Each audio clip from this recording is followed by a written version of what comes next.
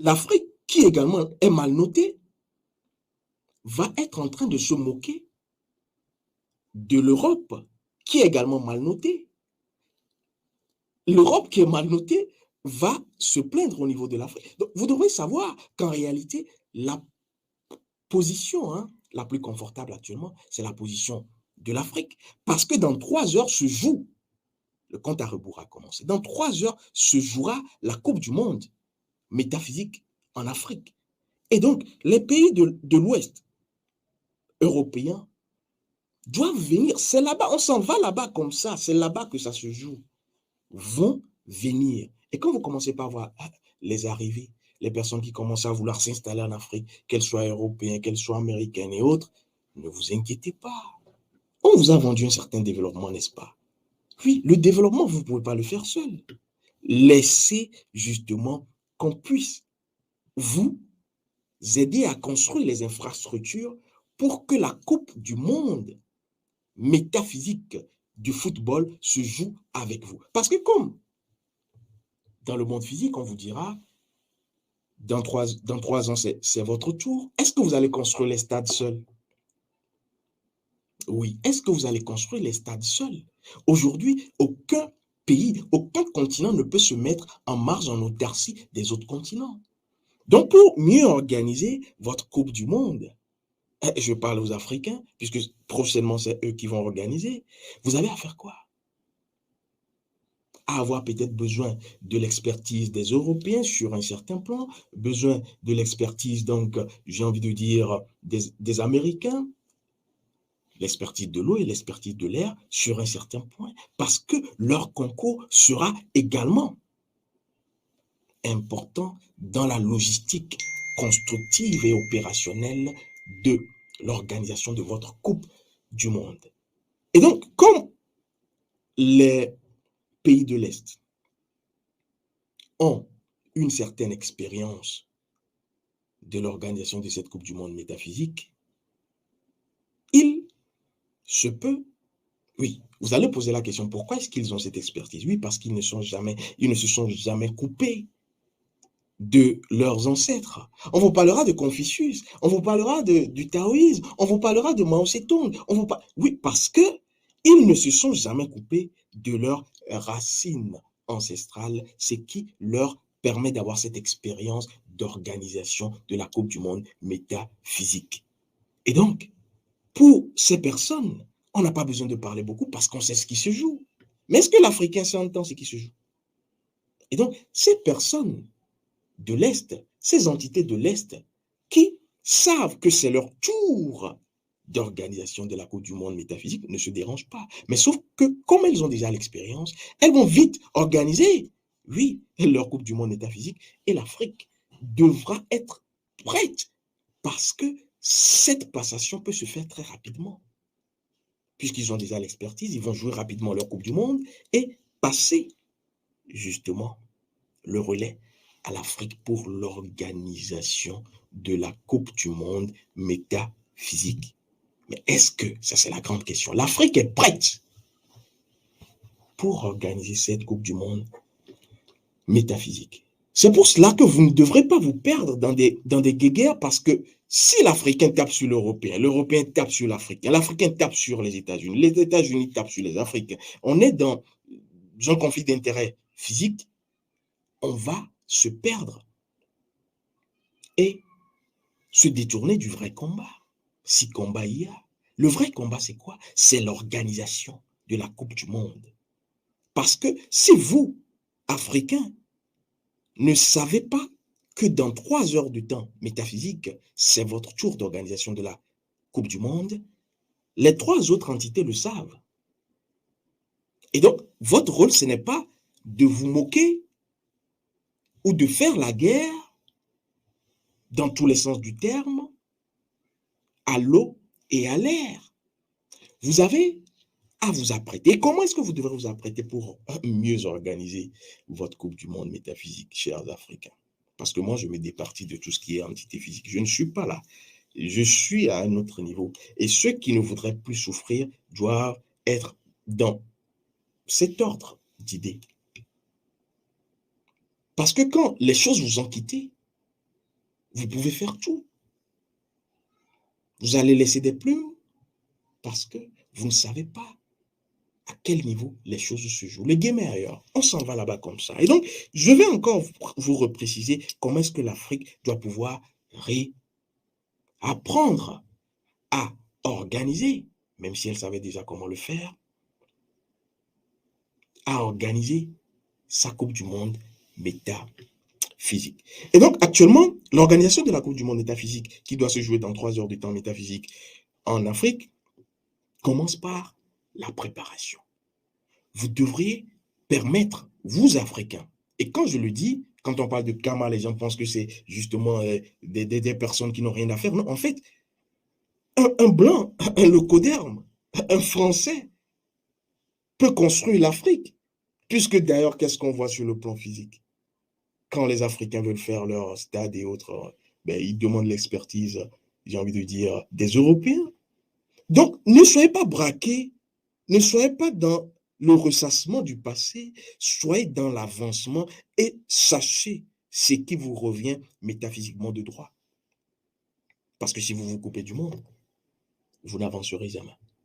J'ai dit, je n'ai pas dit. Et donc, aujourd'hui, le rôle premier de chaque Africain, c'est de pouvoir permettre aux autres Africains, permettre aux Kamites. Et quand je dis les Kamites, ça peut être un Français, ça peut être un Suisse, ça peut être un Italien. Oui, qui veut participer à l'organisation logistique de la Coupe du Monde métaphysique en Afrique? Où est le problème? C'est ce que les autres n'ont pas encore compris. Quand on parle de Kama, ce n'est pas une question de couleur de peau, c'est toutes les forces vives, actives, qui, j'ai envie de dire, indépendamment de leur couleur de peau, se mettent en ordre pour faire quoi? Permettre que l'organisation de cette Coupe du Monde en Afrique tienne de la bonne manière. Quand je l'ai dit, je vais maintenant m'appesantir sur le rôle et la responsabilité de l'Africain. Comme je vous l'ai dit, les pays de l'Est ont cette expertise parce qu'ils ne se sont jamais détournés de leurs ancêtres. L'Africain doit commencer d'abord à savoir, justement, sur quelle terre est-ce que je peux ériger mon stade, mes stades, ma logistique. L'Africain aujourd'hui ne le sait pas parce que ne se connaissant pas, je suis désolé de le dire. L'Africain aujourd'hui ne le sait pas. Vous devez commencer d'abord par vous connaître. Connaître qui vous êtes dans l'âme. Parce que comme je vous l'ai dit, si le métaphysique contrôle, gouverne et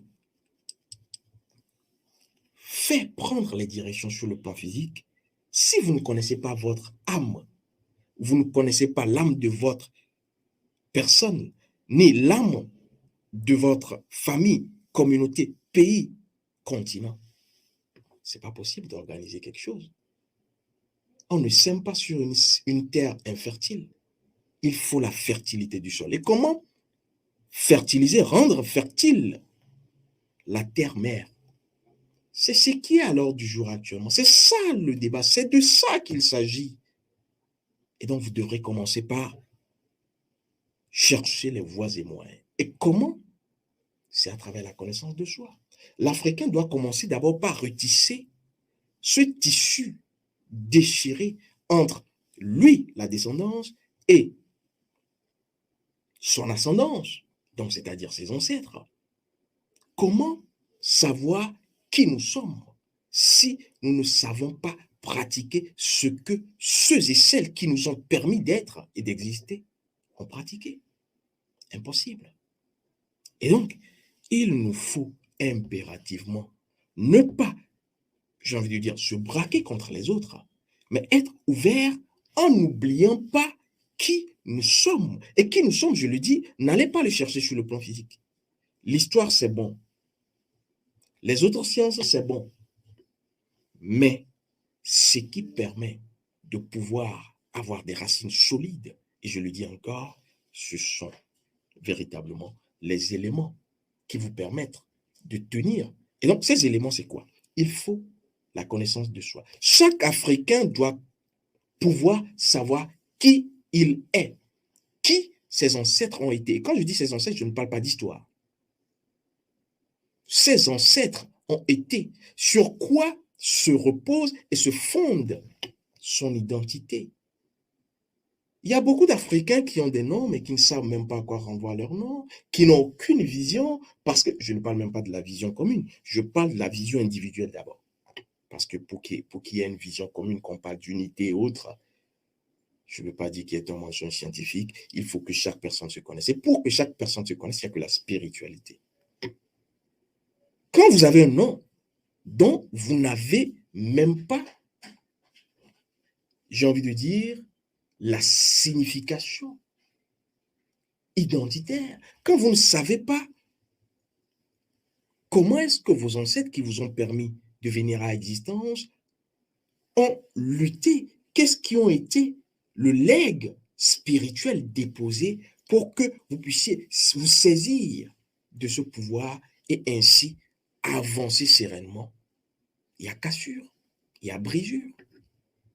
C'est à ce niveau l'enjeu. Et donc, non seulement chaque Africain doit se connaître, doit retourner à ses ancêtres, dans les pratiques,